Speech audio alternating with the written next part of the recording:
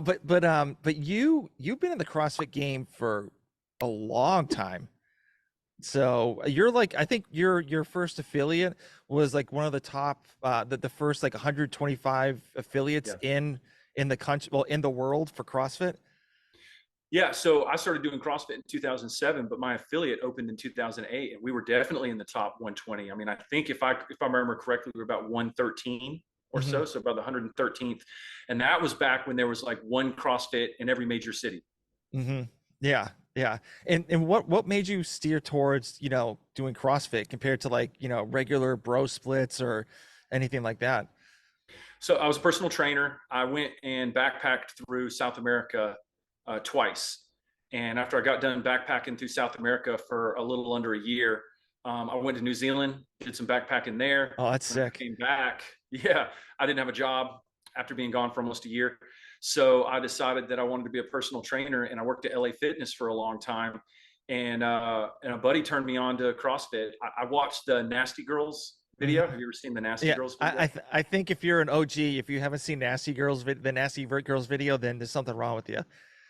So I watched the Nasty Girls video, and that day I told my buddy, I said, I'm doing this. So I called up CrossFit Atlanta, which was the only CrossFit in all of North Georgia. Hmm. And it was one of the original like 10 or 15 CrossFit gyms. I called them up and I said, I want to start. So I went down there the next morning and I did a workout with them and ended up joining CrossFit. And that's how I got started in 2007. Nice. And do you remember your first workout at all, or it's like some people do, but like, but it's been a long time. Yeah, I actually do because I don't remember the exact workout, but I do. They got a picture of it my first day, Okay, and they got a cool. picture of me running down the sidewalk, which is funny because I didn't run at all. So I went into CrossFit and I said like, well, this can't be too hard. I mean, I'm a personal trainer, Hmm. and they made me do like push-ups and pull-ups and some thrusters and some different stuff, but which was all fine. And then they said, you got to run a 400 meter after every round. And I thought, 400 meters, what is that? And they go, that's a quarter mile. So I take off running and I turn around at the turnaround point and I'm coming back and you can see my face. I have the original picture of my first workout and the face says it all. It looks like I'm dying. And so, yeah, my first workout was really tough. It wasn't anything memorable as far as programming. It was just, it had a run in it. And that was the end for me. As soon as I got to that run, I was wiped. Yeah, yeah, yeah. You probably were like wiped throughout like the rest of the day. You're just like taking a nap and doing absolutely nothing. So, I remember I got home and I told my wife, I said, babe, it was the easiest workout in the world until I got to the run.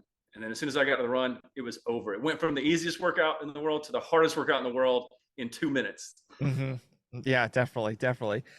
So when did you like the clock still like when did the mind start churning a little bit before you wanted to even open your own affiliate? The gym that I went to, I talked to the owner there and I said, I'd like to become a coach. And he said, well, if you want to become a coach, you have to go get certified. And this was back when certifications only came through your area like once a year. Yep. So there was one in Florida. And I said, well, man, if I'm going to go get this certification to be a CrossFit coach and spend all this money, because it's expensive. I said, if I'm going to do that, I'm going to start my own gym. I'm not going to go work for somebody else and have someone telling me what to do.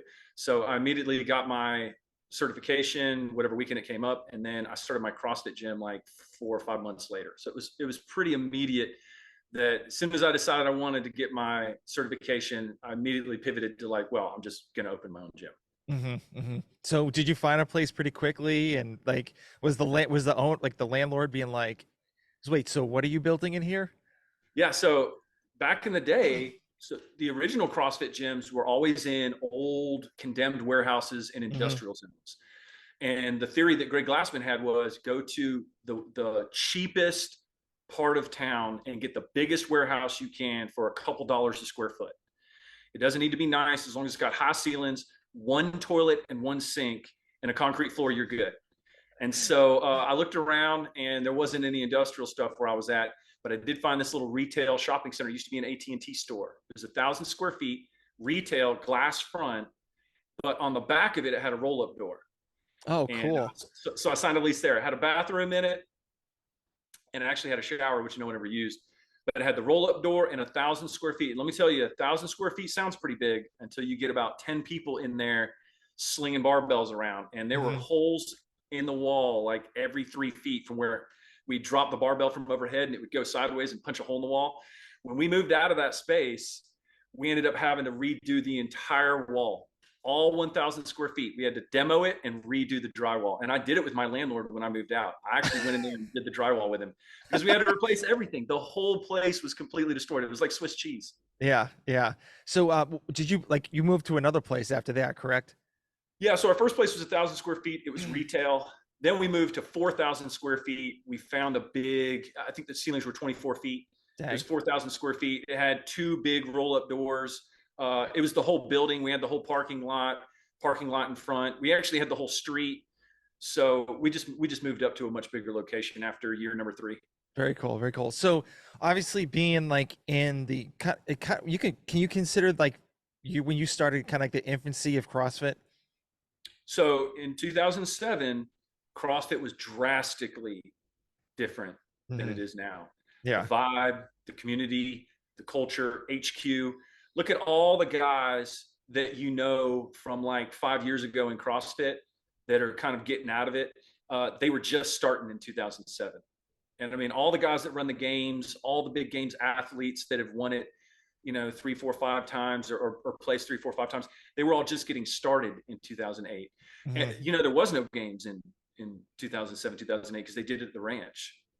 So the vibe was completely different. And honestly, that's what attracted me the most, was the fact that it was very libertarian based. It was very free. It was open source. Nobody told you what you could do or couldn't do. You were free to run everything the way you wanted. What you were paying for was just using the name CrossFit. That was it. And they gave you total autonomy. And that's changed pretty drastically over the last 20 years, 15 Yeah. years. Yeah, definitely. So, obviously, being being in the beginning of the CrossFit space, did you get like regular and not regular access, but did you get some access to like Greg Glassman and like everyone else in HQ?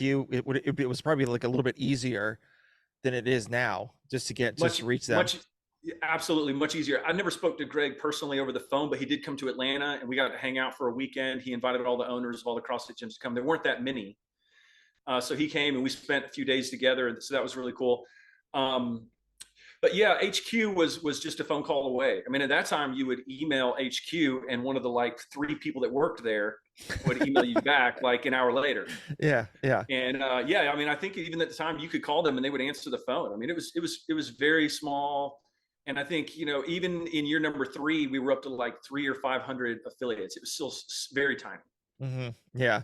And did you ever think about like going another path, doing like another type of gym space compared to doing CrossFit before, even opened up that first gym? No, but while I owned that CrossFit gym, I got to know lots of other owners. And every time a new gym would open up, I'd go to their grand opening and we just chit chat and work out together. And then I would email them and call them like once a week and just chat it up, see how they're doing. And over the course of a few years, I had this idea that we should merge gyms. We should get 3 or 4 of us and we should merge gyms, buy like 25,000 square feet, an old Gold's Gym or something, Hmm. with the locker rooms and the sauna and the whole thing. This was my idea. This was like 2010, 2011.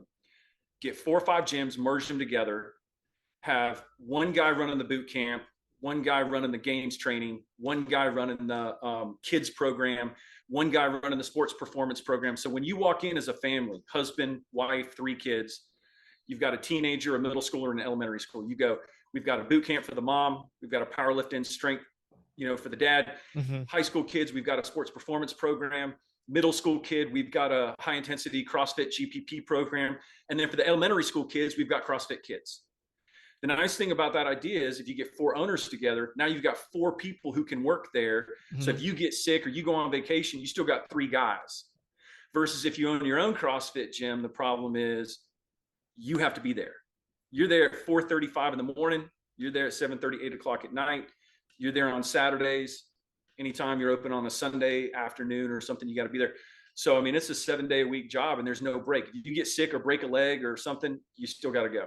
So Yeah. that was my idea back then. And the problem was I couldn't get anybody else to bite on it. People in CrossFit are so independent. Yeah. That was the reason why they didn't want to give up